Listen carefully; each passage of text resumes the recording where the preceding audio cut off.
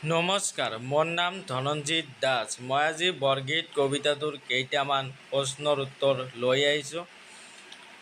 সেইকেইটা আমি এতিয়া আলোচনা কৰিম। 1 নম্বৰ।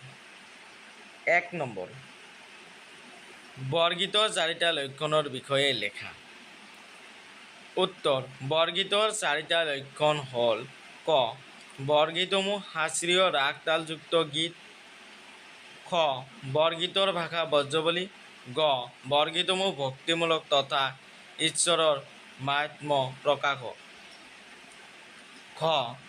বৰগীতসমূহ মূলতঃ ভক্তিৰস প্ৰধান, যদিও তাত দাস্য, শান্ত, বাৎসল্য আদি ৰসৰো সমাৱেশ ঘটিছে। ঙ. মাধৱদেৱৰ বৰগীতসমূহ ঘাইকৈ শ্ৰীকৃষ্ণৰ লীলা বিষয়ক। ইয়াৰ পৰা যিকোনো 4টা লিখিলেও হ'ল। 2 নম্বৰ। ব্ৰজৱলী ভাষাৰ বৈশিষ্ট্যসমূহ উল্লেখ কৰা। ক. ব্ৰজৱলী ভাষা এক প্ৰকাৰৰ কৃত্ৰিম সাহিত্যিক ভাষা। খ. ব্ৰজৱলী ভাষাৰ মূল ভেটি মৈথিলী। গ. ব্ৰজৱলী ভাষা স্বৰধ্বনিৰ অধিক প্ৰয়োগৰ বাবে শ্ৰুতি মধুৰ। ঘ. ব্ৰজৱলী ভাষা কোনো ঠাইৰ কথিত ভাষা নহয়। ঙ. ব্ৰজৱলী ভাষাক ব্ৰজবল বুলি জনা যায়। এইটো 5 মাৰ্কৰ নাহে, হয় 3 মাৰ্কৰ, হয় 2 মাৰ্কৰ আহিব। সেইকাৰণে পইণ্ট 5টাই জানি ল'লে ভাল।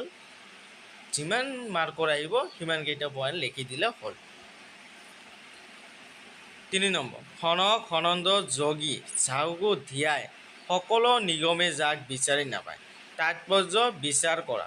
এতিয়া আমাক কৈছে তাৎপৰ্য বিচাৰ কৰা। সেইকাৰণে আমি উক্ত কবিতা বাক্য ব্যৱহাৰ নকৰোঁ।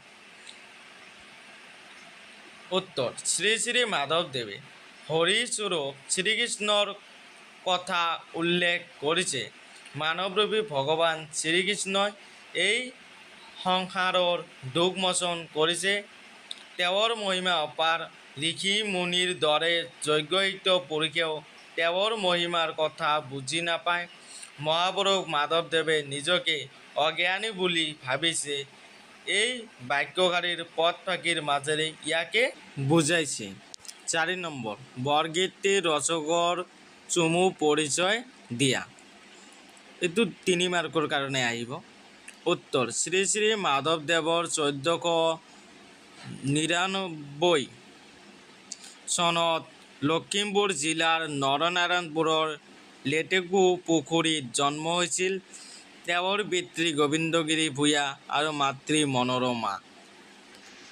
তেওঁ ব্ৰাধি, গণককুছি, সুন্দৰদিয়া, ভেলাডাংগা আদিত ধৰ্ম প্ৰচাৰ কৰিছিল।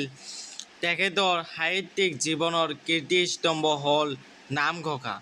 মহাপুৰুষ মাধৱদেৱৰ 1596 চনত কোচবিহাৰৰ ভেলাসত্ৰত দেৱোত্থান ঘটে। তেখেতৰ মৃত্যু হৈছিল ভেলাসত্ৰত। 5 নম্বৰ। তলত দিয়া প্ৰশ্নকেইটা আধুনিক ৰূপ দিয়া। নপাবন্ত মানে নাপায়। কেনে মানে কেনেকৈ। ভৈলহ মানে হ'ল। তুমিছে মানে তুমিয়েই। জনের মানে জনৰ।